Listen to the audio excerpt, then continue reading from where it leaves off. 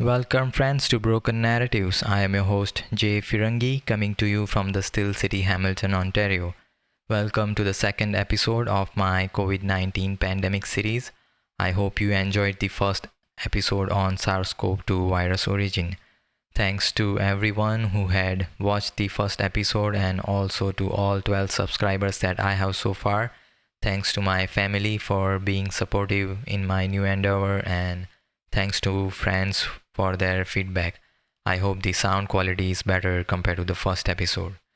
So, as I had covered in that episode, that the science itself was the most likely cause of the pandemic, which led to millions of people dying around the world. In this second episode, I will cover one of the intervention that was used during the pandemic to reduce the spread of the virus, which was not just recommended but mandated, and the mandates were imposed on population all over the world with threats of not allowing individuals to take part in different activities or with threats of financial penalties. So today I will discuss face mask. You must have seen people using different types of face coverings. So are they all equally effective against filtering the virus particles? Were you using the right one, or and were you following the science when it comes to mask wearing? These are the questions that I will answer today. So there will be three segments in this episode. In the first segment, you will learn about what were the public health officials from developed countries were saying regarding mask wearing and how they changed their stance on face mask within a month, and what kind of recommendation followed after that. In the second segment, you will learn about different confusing and non-practical advices that were given on mask wearing regarding how to wear a mask, what kind of mask you should use, and different guidelines in different countries regarding who should wear it and who should not. And in the final segment, you will hear from some real experts on personal protective equipments, PPE, some of whom had testified in Senate hearings in US, and what were their expert opinions were on mask wearing when it comes to preventing viral transmission. So to get this show started, the first clip I have is a compilation of Dr. Anthony Fauci giving contradictory statements on mask wearing throughout the pandemic. And let's begin with that. People should not be walking around with masks. Let me just state for the record that masks are not theater. Wearing a mask might make people feel a little bit better, and masks are protective, but it's not providing the perfect protection that people think that it is. There has not been any indication that putting a mask on and wearing a mask for a considerable period of time has any deleterious effects. There are unintended consequences. People keep fiddling with the mask and they keep touching their face. And can you get some schmutz sort of staying inside there? Of course. You do not need to wear a mask indoors if, in fact, you've been vaccinated. Good that you're vaccinated, but in a situation where you have people indoors, particularly crowded, you should wear a mask. When the children go out into the community, you want them to continue to wear masks. You know, if you look at children outside, particularly when they're with the family, walking down the street, playing a game or what have you, don't have to wear a mask. Now the CDC says, I think I've got this right. One mask is better than zero masks. Two masks is better than one mask. But you don't have to have double masks. Is that right? It became clear that cloth coverings that you didn't have to buy in a store, that you could make yourself, were adequate. And then you want it to fit better. So one of the ways you could do it, if you would like to, is put a cloth mask over, which actually here and here and here, where you could get leakage in, is much better contained. And are you a double masker, Dr. Fauci? It looked like you are. So when Dr. Anthony Fauci was on CBS 60 Minutes, he was saying that people should not be walking around with masks and they don't provide perfect protection, and there are unintended consequences of wearing a face mask because you keep touching your face and things like that. And then you heard him giving contradictory statements when it comes to people who are vaccinated, if they should wear a mask or not, what should children do when they go out with their family, and then cloth mask was enough to protect you. Then he said 2 layers and these kind of statements were given by him, but not just by him. The second clip I have is from like 3 different places. You will hear first Dr. Jenny Harries from UK. She was the Deputy Chief Medical Officer for England at the beginning of the pandemic. Then you will hear Dr. Theresa Tam, who is currently the Chief Public Health Officer of Canada. And you will also hear from Dr. Jerome Adams, who served as the Surgeon General of the United States from September 2017 until January 2021. And let's hear what they were saying regarding mask wearing in March 2020. The evidence on face coverings is not very strong in either direction, but for most people actually they tend to get a mask, and it's a behavioural issue as well. They put it on, they take it off, they'll perhaps put it down somewhere where they'll get the virus and put it put it back on again, and therefore in some ways they may actually risk catching the disease rather than preventing it. So routinely we don't recommend. What we worry about is actually the potential negative aspects of wearing masks, where people are not protecting their eyes, or other aspects of where the virus could enter your body, and that gives you a false sense of confidence. But also, it increases the touching of your face. In numerous infectious diseases, even in the hospital setting, we find that it's removing personal protective equipment that can actually lead to infection. On an individual level, there was a study in 2015 looking at medical students. And medical students wearing surgical masks touch their face on average 23 times.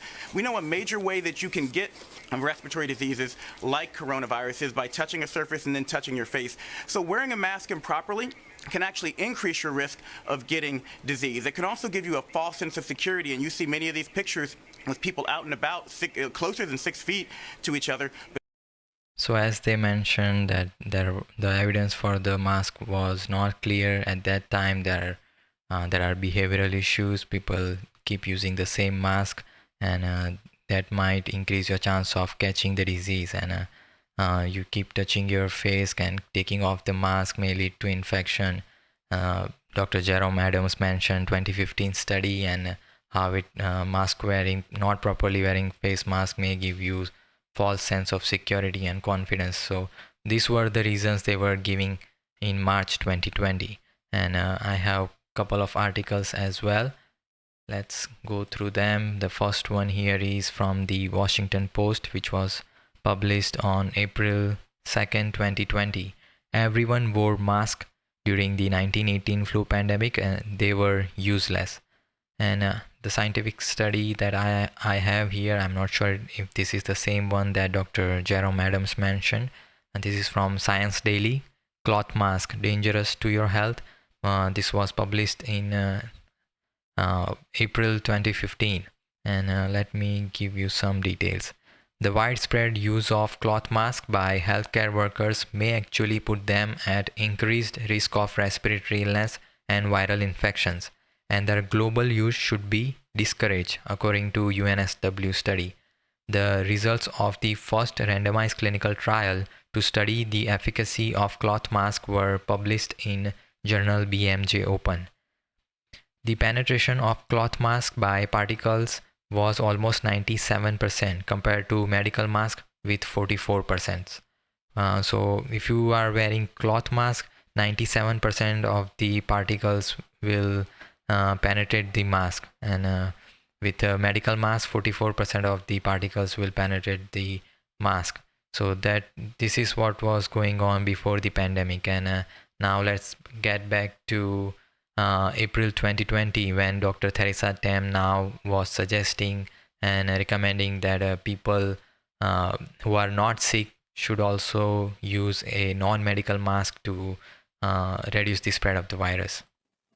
With this emerging information, the Special Advisory Committee on COVID-19 has come to a consensus that wearing a non-medical mask, even if you have no symptoms, is an additional measure that you can take to protect others around you in situations where physical distancing is difficult to maintain. So I just read from the 2015 study that 97% of the particles would penetrate through a cloth mask or non-medical mask, but now Theresa Tam, she had recommended non-medical masks for healthy people. And Dr. Jerome Adams went further, and he was pleading Americans to wear face masks so that economy can stay open, businesses can stay open, and face mask is now an instrument for your freedom. And please, please, please, wear a face covering when you go out in public. It is not an inconvenience. It is not a suppression of your freedom. It actually is a vehicle to achieve our goals. It adds to your convenience and your freedom because it allows us to open up more places, and it allows those places to stay open. When you do not wear your face covering, we end up in a situation where you see higher rates of disease spread, and you end up having to close places. This mask, this face covering, actually is an instrument of freedom for Americans if we all use it. So what happened in that short period of time, within a month or two, that all the public health officers around the world had started recommending face masks? One reason was WHO had conducted a study, and they reported that masks are effective. But according to one journalist from BBC News, Deborah Cohen, that it wasn't science but political pressure that led to mask recommendation, widespread use of mask to reduce the spread of the virus. And this is a clip that I got from a documentary I had watched in July 2021, Following the Science, which was produced by Mark Mallet. And let's hear that. According to BBC reporter Deborah Cohen, it was political pressure, not medical evidence, that shifted the World Health Organization. The debate is deeply political. Newsnight understands that the World Health Organization committee that reviewed the evidence for the use of face coverings in public didn't back them.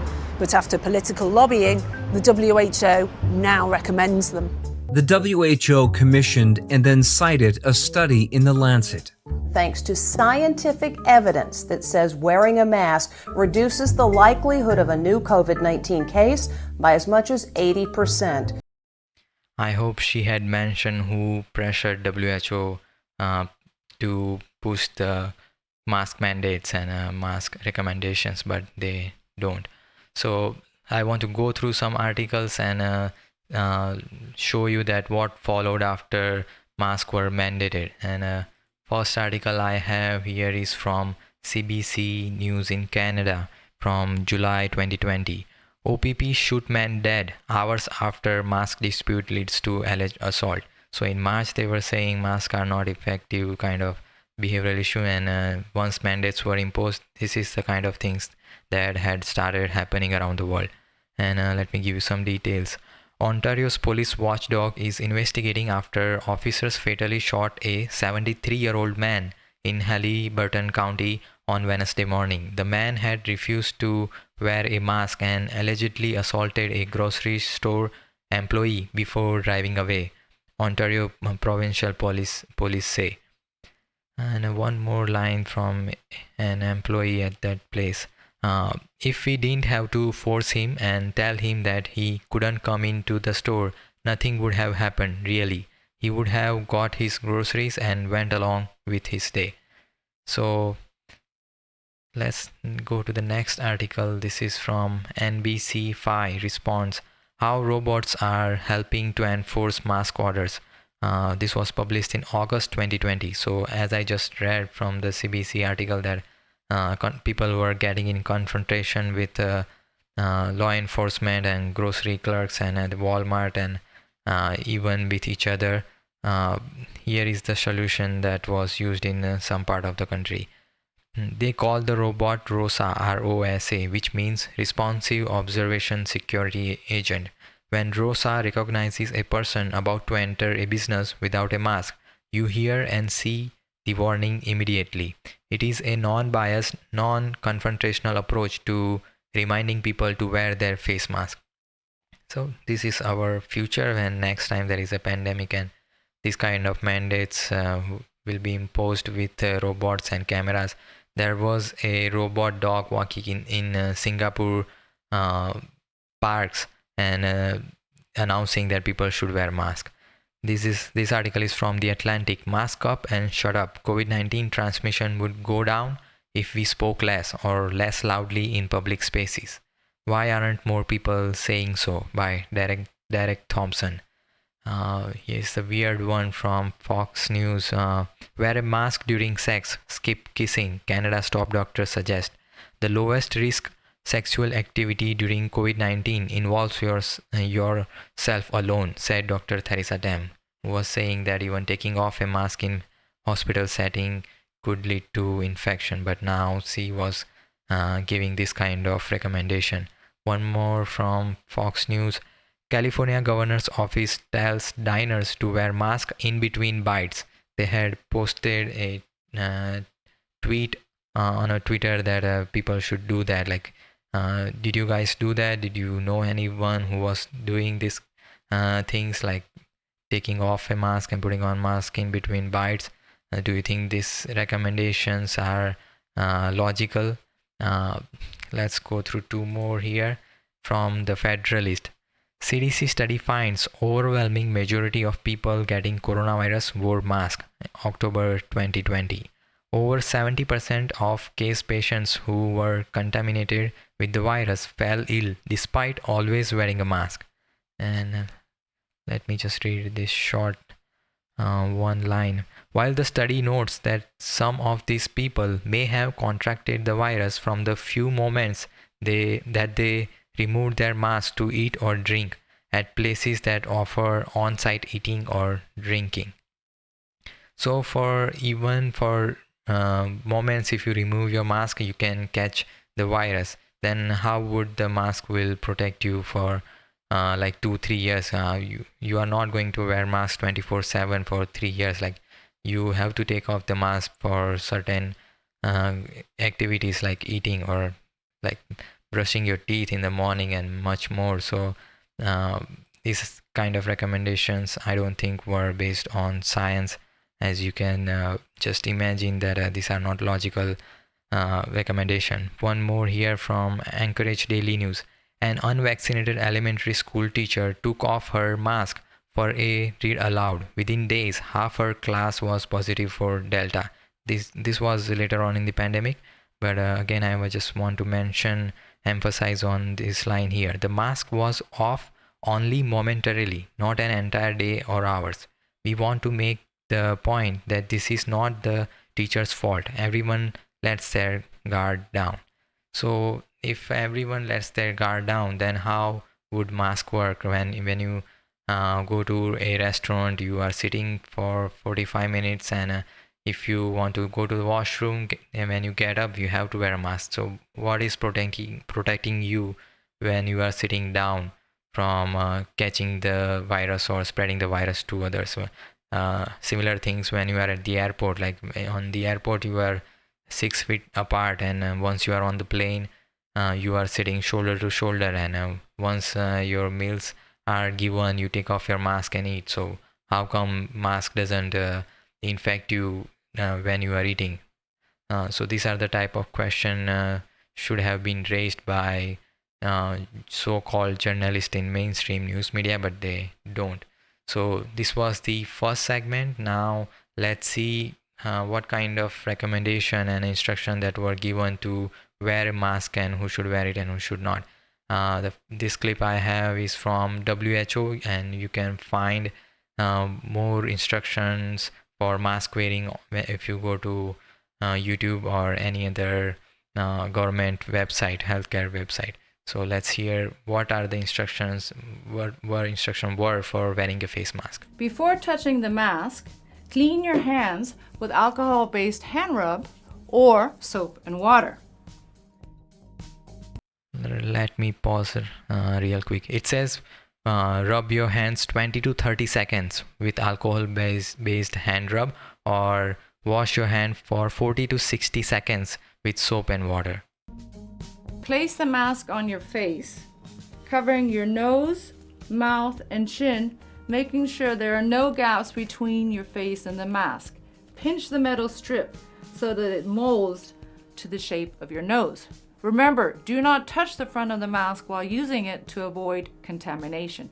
If you accidentally touch it, clean your hands. Now, how do you take off a medical mask? Before touching the mask, once again, ensure that you clean your hands with alcohol-based hand rub or soap and water. Remove the straps from behind the head or ears without touching the front of the mask. As you remove the mask, lean forward and pull the mask away from your face.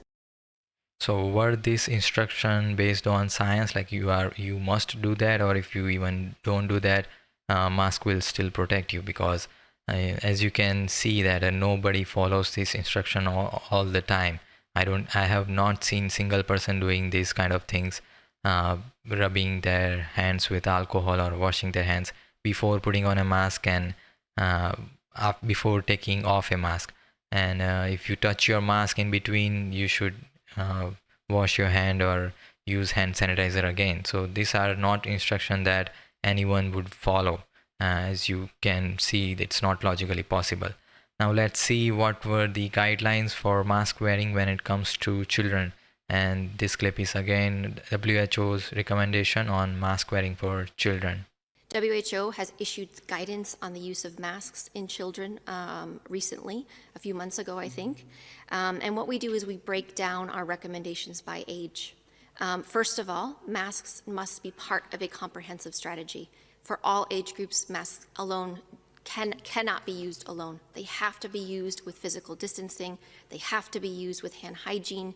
They have to be worn appropriately, put on and taken off appropriately with the right hand hygiene. They need to be used with all of the other measures that are in place.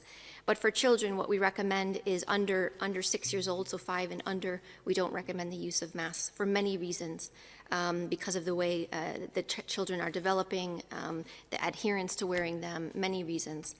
For between 6 and 11 years old, we recommend taking a risk-based approach, depending on where the children are, the type of activities the children are in, if they can be monitored, because of course if you're wearing a mask, there are some risks associated with wearing a mask, so they need to be worn safely. And then 12 and over, we recommend the same recommendations as adults. So you heard the emphasis on hand hygiene and proper techniques used for taking off the mask, putting on the mask, and they said like no mask wearing for children under 6 because of developmental reasons and other reasons as well, and 6 to 11 based on the situation, and 12 and over same as adults. So that was WHO's recommendation. But what was going on in North America, in US, Canada?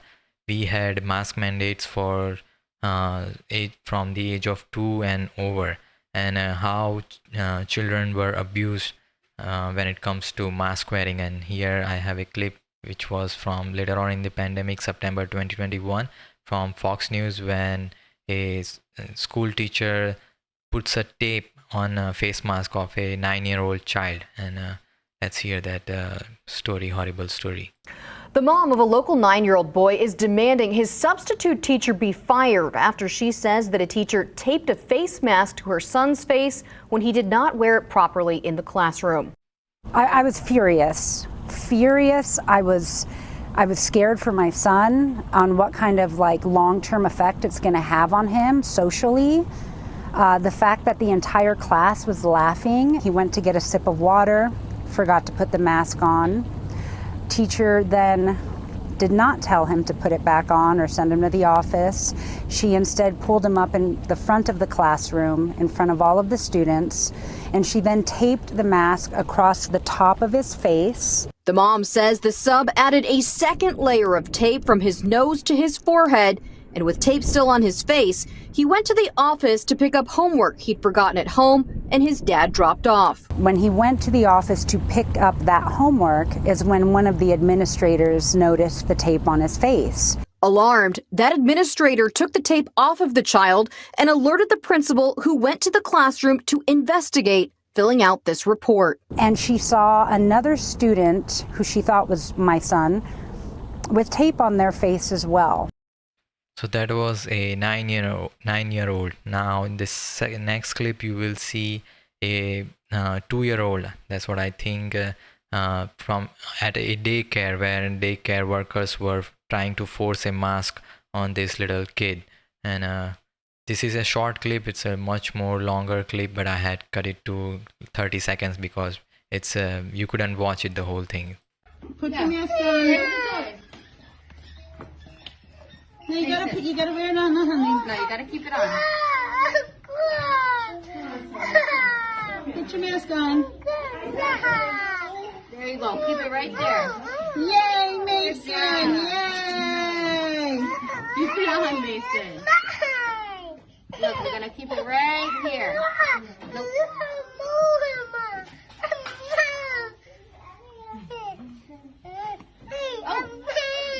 Peekaboo, I see you.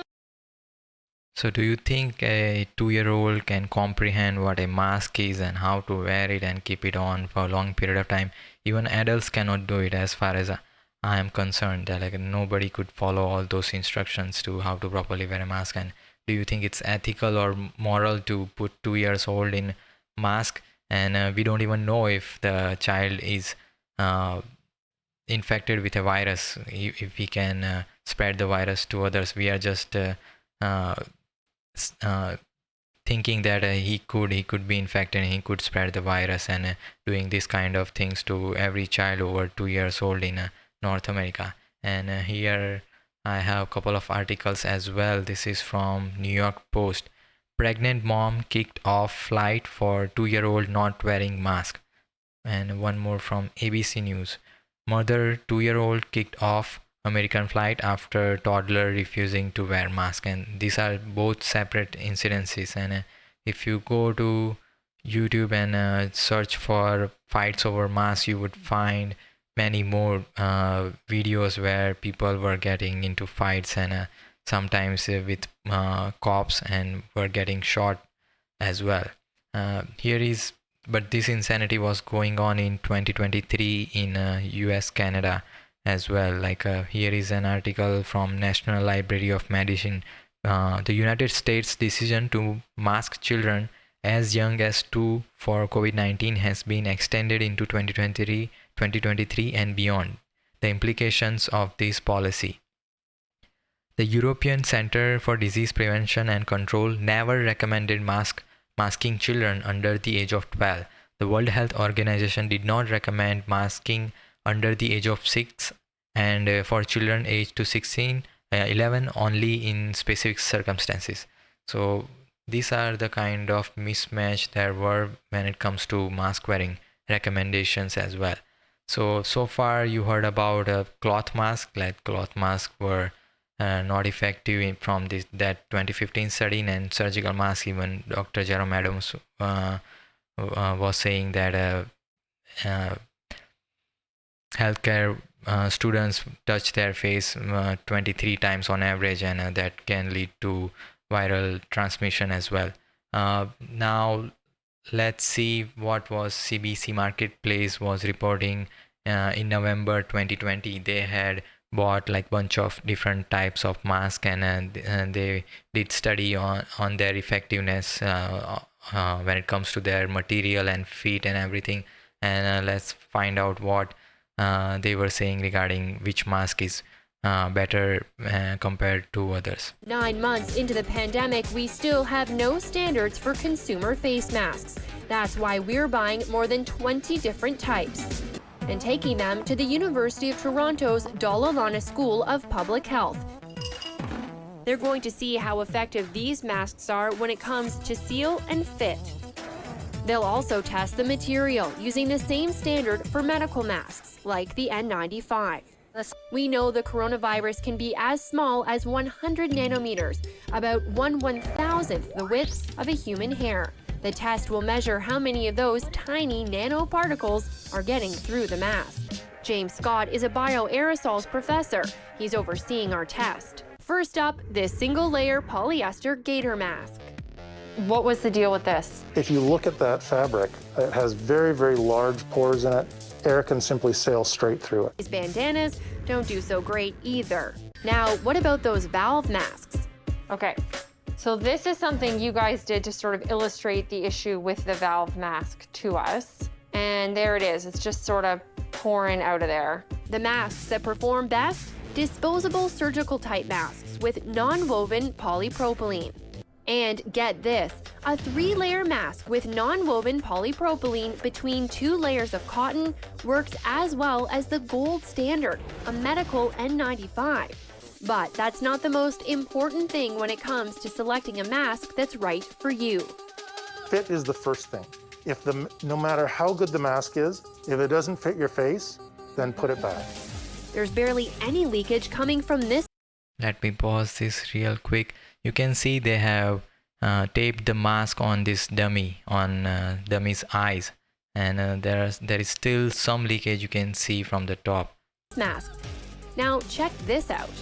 This is the unsealed mask. If the mask doesn't fit your face, then air will simply move around rather than through the mask. If your glasses fog up, your mask doesn't fit very well.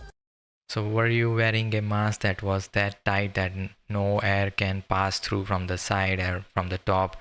Do you think like anyone would wear a mask for a long period of time, this kind of tight face mask?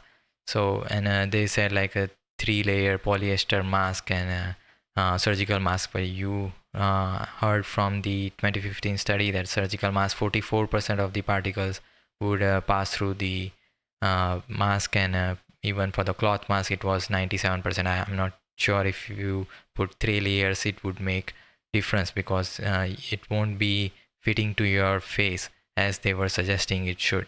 Now let's get back to January 2021, where CNN, like their anchor, medical correspondent, medical advisor Sanjay Gupta, he was saying that N95 mask should be recommended for everyone, and let's hear what was his reason for that. We know 2 important things.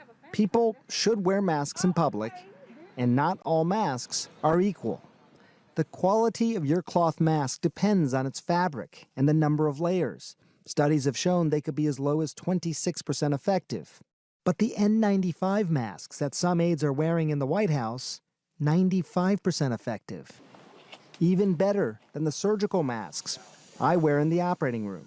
This is critical, and Harvard Medical School's Dr. Abrar Karan is now advocating N95 masks for all. If for 4 weeks the country essentially wore these masks in those risky settings like that indoors, what kind of difference do you think it would make? This would stop the epidemic.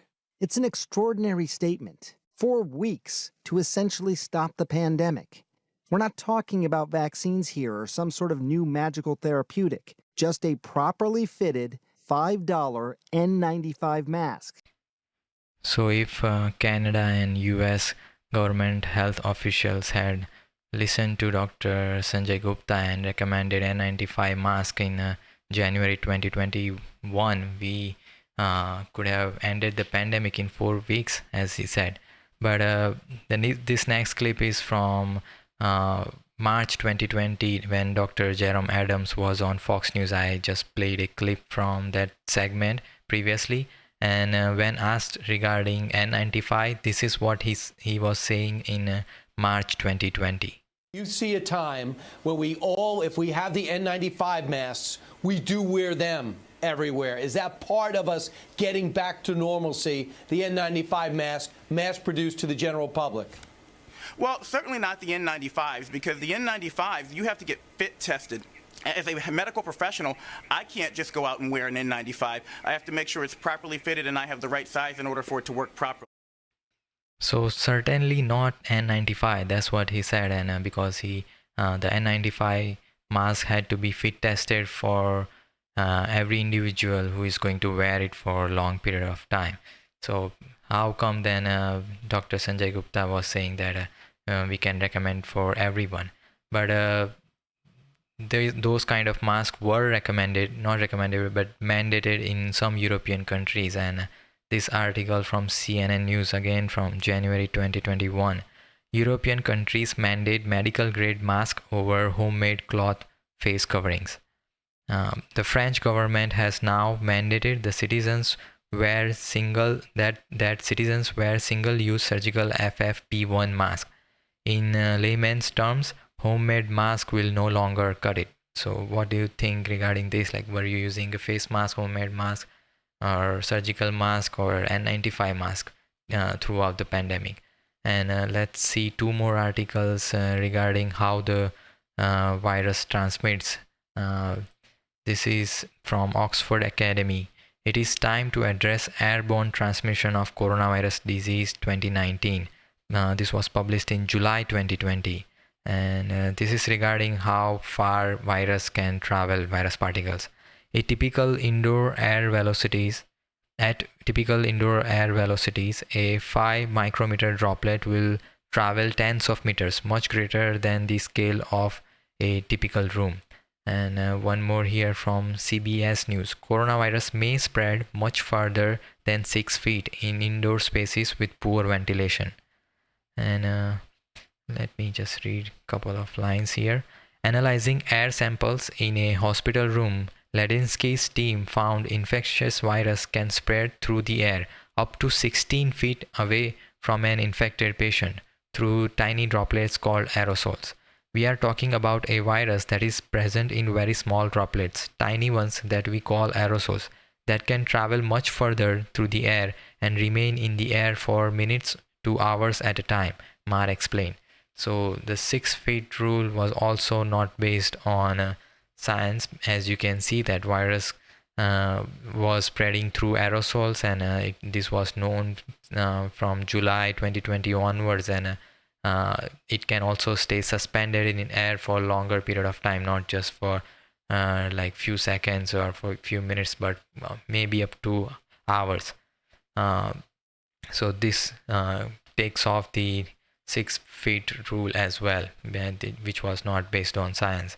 And the mask mandates were not everywhere, in every country, every state. Sweden did not have mask mandates. They had recommendations, but they did not have mask mandates. And some states in US as well, they did not have mask mandate. And here is an example from February 2021 from CNBC News of Naples, Florida, where in a food market, no one was wearing a mask.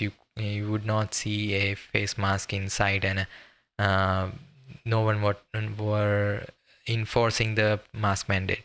We all fantasize about a time when we won't have to wear the masks anymore. It's not now.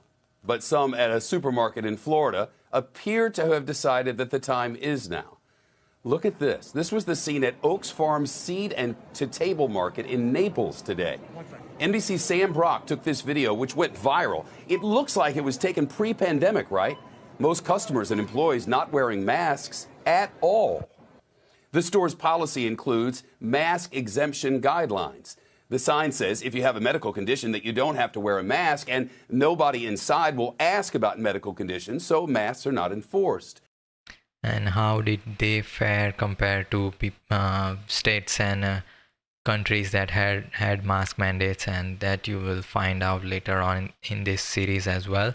And that was the second segment. In this third segment now you will hear from some real experts, and the next 3 clips I have is of a Stephen Petty. He's a environmental engineer, and he has long history of working in this field. In this first clip you will hear him giving his introduction, his credentials, when he had testified in a Senate hearing in New Hampshire. Again, my name is Stephen Petty. I'm a certified industrial hygienist, certified safety professional, professional engineer. I've been working 45 years in the field of health and safety. Spent my entire life trying to protect workers and the public from toxins. I've sampled for anthrax, biotoxins, the whole list. I've been in over 400 cases named with respect to exposure control and exposure and PPE. And most recently, I testified in the state of Kentucky, and as a result of my testimony, the mask mandate was overturned statewide.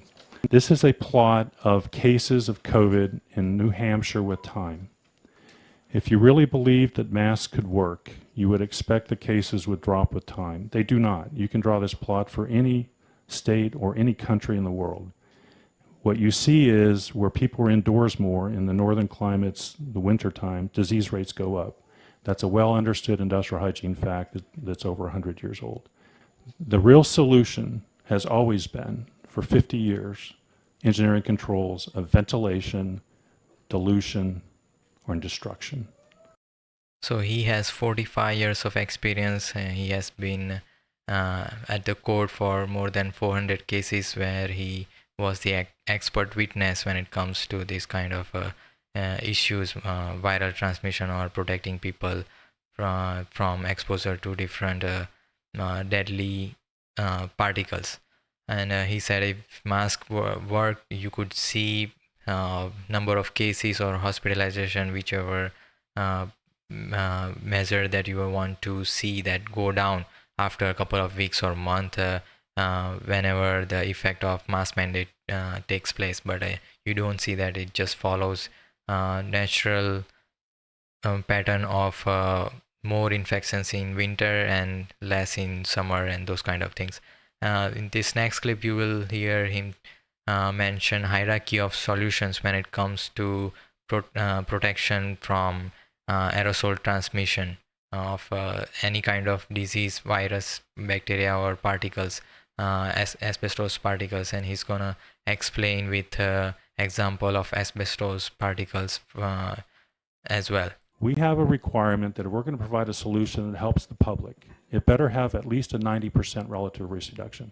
So how would you feel if I walked in and I said to asbestos workers, let's put you in a mask, it might save 1% of you from asbestosis, but the other 99% will get it. I think I would lose all my licenses.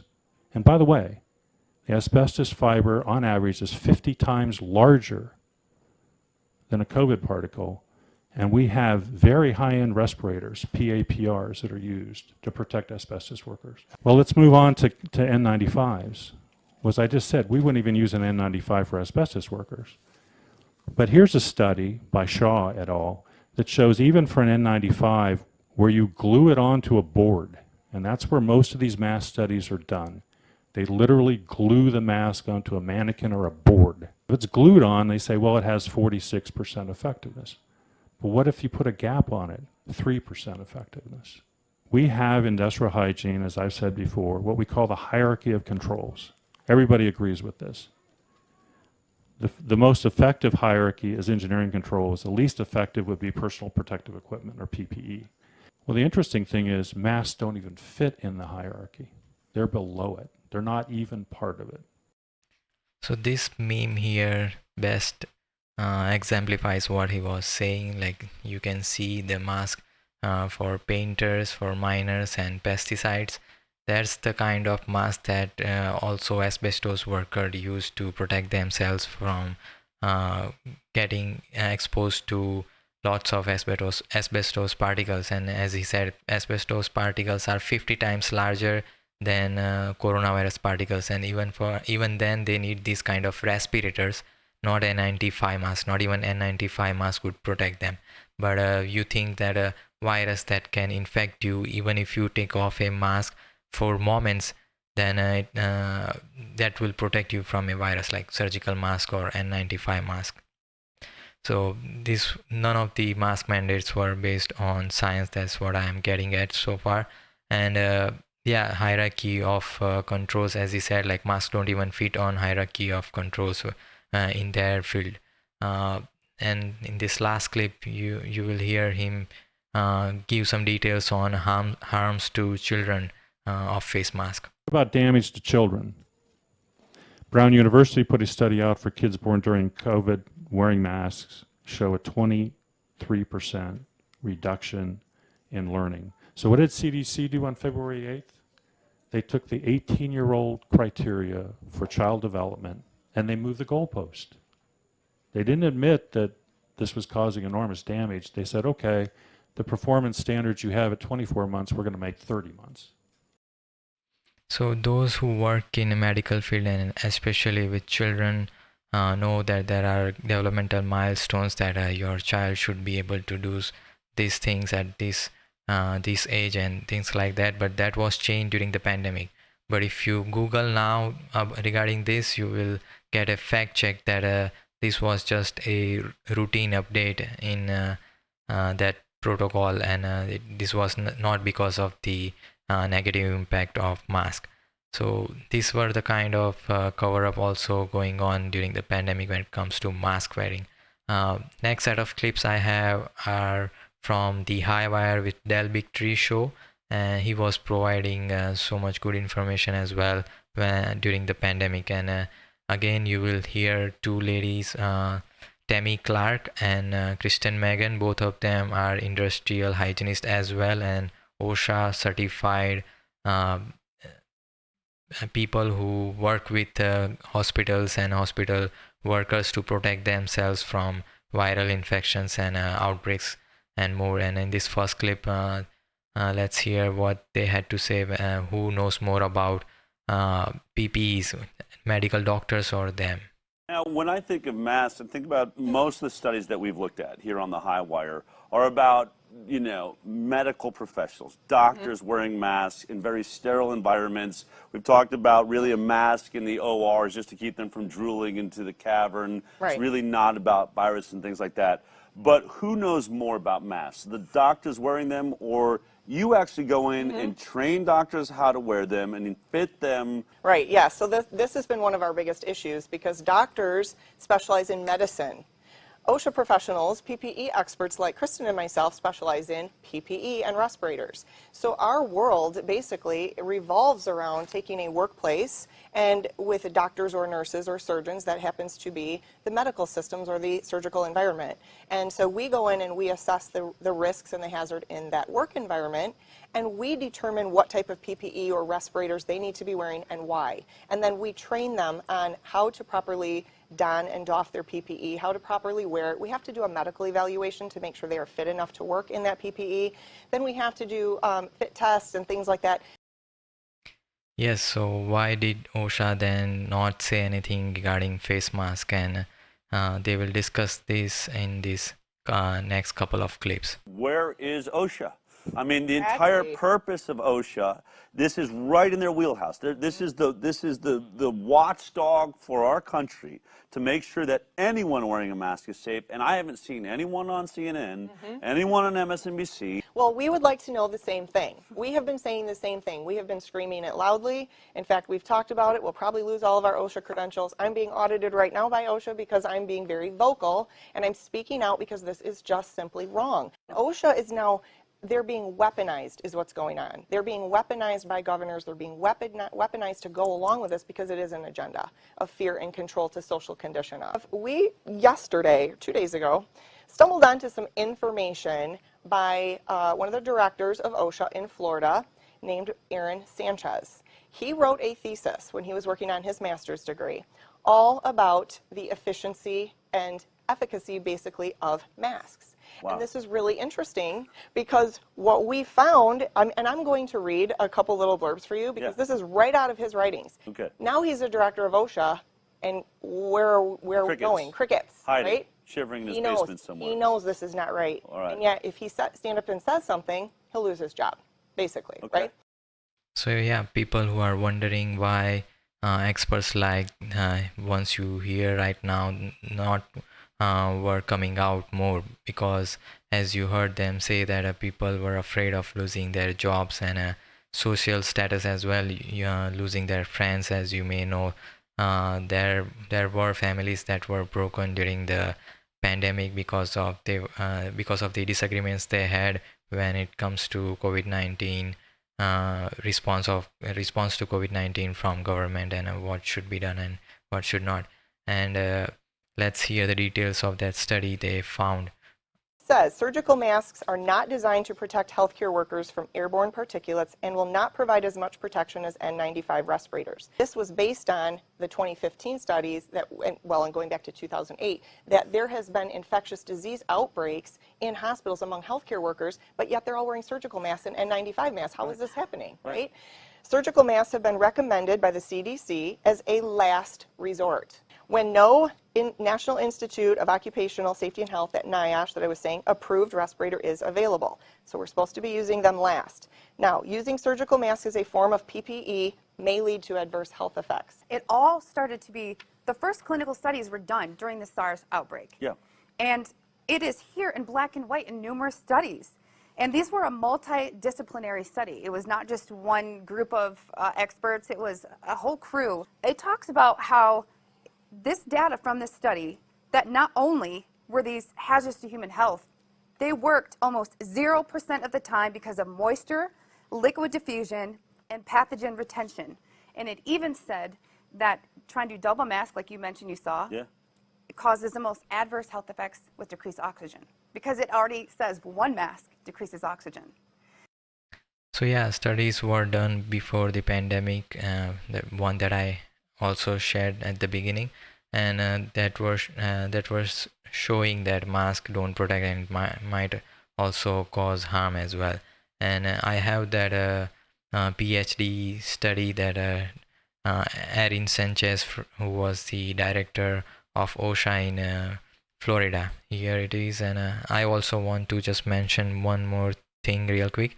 Filtration efficiency of surgical mask, and let me just go to page 9 real quick and read couple of lines here. Okay. 2 tests were performed. In the first, masks were affixed to a dummy head and the edges of the mask were not sealed. In the second, edges of the mask were sealed to the head using silicone sealant. So all penetration was through the filtering material of the mask. So again, this study as well, the mask, like 2 studies, one in one group, not group, but they had sealed the mask on a dummy, and in the second one they did not. And what did they find? The data were statistically significant and indicated that surgical masks were associated with very low filtration efficiency. This suggests that they may be inadequate against airborne virus and bacteria. So this is from a OSHA director in Florida. This study as he did as for his PhD thesis before COVID-19 pandemic, but people like him did not come out and share this kind of details with public because of threat, or they were afraid of losing their job and things like that. And these Michigan had a lawsuit against their governor Whitmer and this was in like late 2020, and they had filed a lawsuit against Governor Whitmer's mandates. And let's hear that positive outcome story when it comes to mask mandates. You guys just had a gigantic win up in Michigan. Yes, Can you tell we me? did. So tell me, first of all, it sort of starts out with an idea and a petition. What did you guys do? So basically what we did was we created a citizens petition, and we had so many people, hundreds of thousands of people following us and members at that time, that we basically empowered the people and said, we are going to start a petition to repeal this 1945 law, because if we can get this law repealed, then all of her powers go away, her state of emergency goes away. Well, at the same time, the legislature was suing her. Well, at 10 a.m., we turned in all the petitions. Right.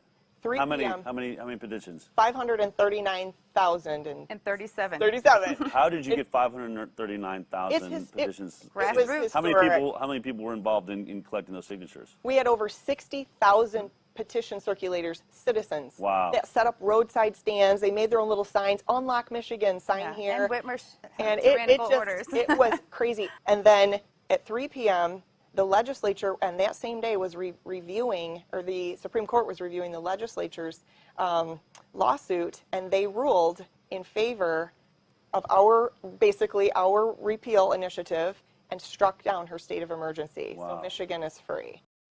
So yes, this is another reason that I am doing this show, because if more people are aware and they act together, this is possible. If people want to do it, and if they believe and they have data on their side that these mandates were not based on science and they are illogical and unethical, this is also possible. So that is the reason I am doing this show, so that we don't repeat the same mistakes in the next crisis. At least we have a fighting chance if more people are aware. So none of this information that I have shared from these experts or some other information as well, you might have not heard about them from corporate news channels, because in a large part they are funded by pharmaceutical companies as well. And if you don't trust these sources, I have this last clip of this episode from CNN, and they're reporting on a study which was published in 2023, early 2023, from Oxford University, Cochrane study, and Dr. Anthony Fauci was there to respond to that study, and let's hear details on that study. According to Gallup, in the first 2 years, public confidence in the U.S. healthcare system has dropped from 44% to 34%. And let me stop right there. I kept it this one because of this reason. Like, yeah, in the US, even less than half of the population were like trusting government health officials, 44% in 2021, and in that dropped to 34% in 2023. So yes, this is a kind of situation that was in US, and not only in US. I think Canada, maybe more people trust their health care officials, but definitely this is the norm in some European countries like France as well. And let's continue. Joining me now to discuss is Dr. Anthony Fauci. You've heard about it before. I heard about it from a number of radio callers. Brett Stevens in the Times talked about Cochrane. Put that on the screen. The most rigorous and comprehensive analysis of scientific studies conducted on the efficacy of masks for reducing the spread of respiratory illness, including COVID-19, was published last month. Its conclusions, said Tom Jefferson, the Oxford epidemiologist who is the lead author, were unambiguous. There is just no evidence that masks, make any difference, he told the journalist Mayan Damasi, full stop. But wait, hold on. What about the N95 masks as opposed to the lower quality surgical or cloth masks? Makes no difference. None of it, he said. Well, what about the studies that initially persuaded policymakers to impose mask mandates? They were convinced by non-randomized studies, flawed observational studies. How do we get beyond that finding of that particular review?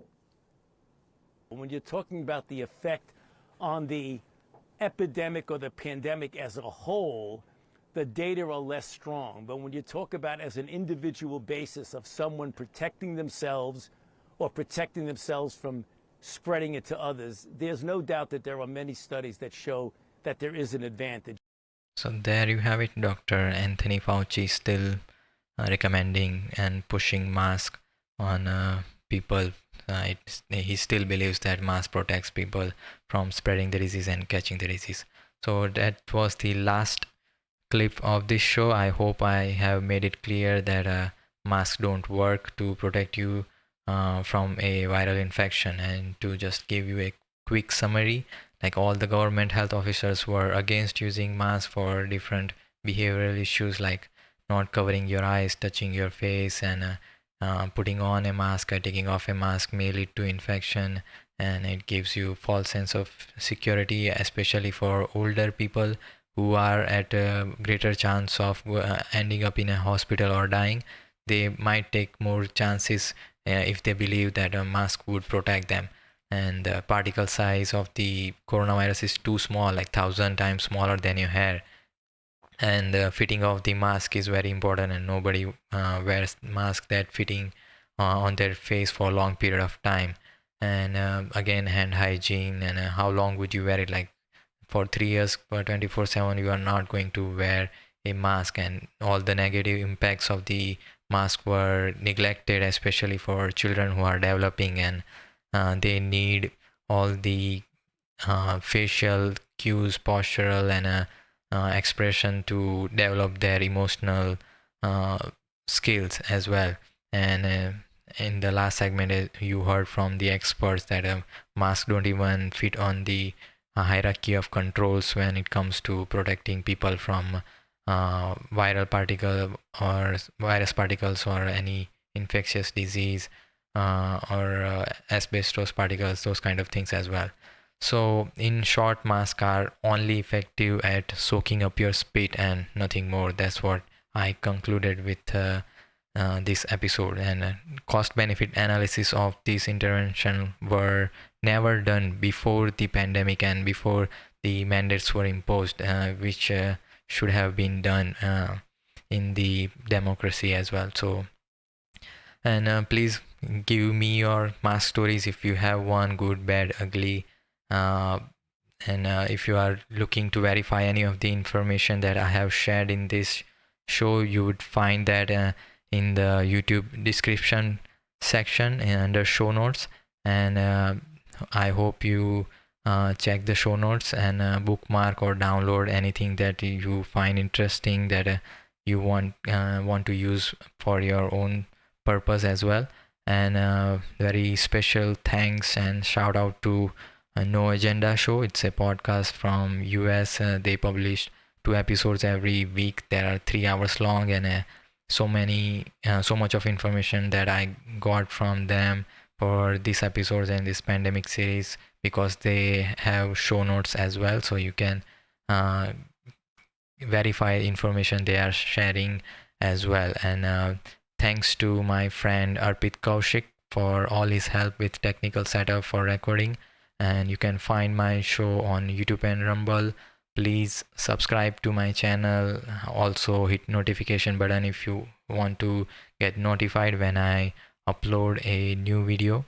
And yeah, please share with your family, friends, your colleagues, so that more people would know about this information. And if you think my information that I have provided is accurate and correct, then we can fight back next time if more people are aware of this information. And with that, I would like to thank you everyone for watching Broken Narratives. I am your host Jay Firangi, coming to you from the Still City, Hamilton, Ontario, and I will see you in the next episode.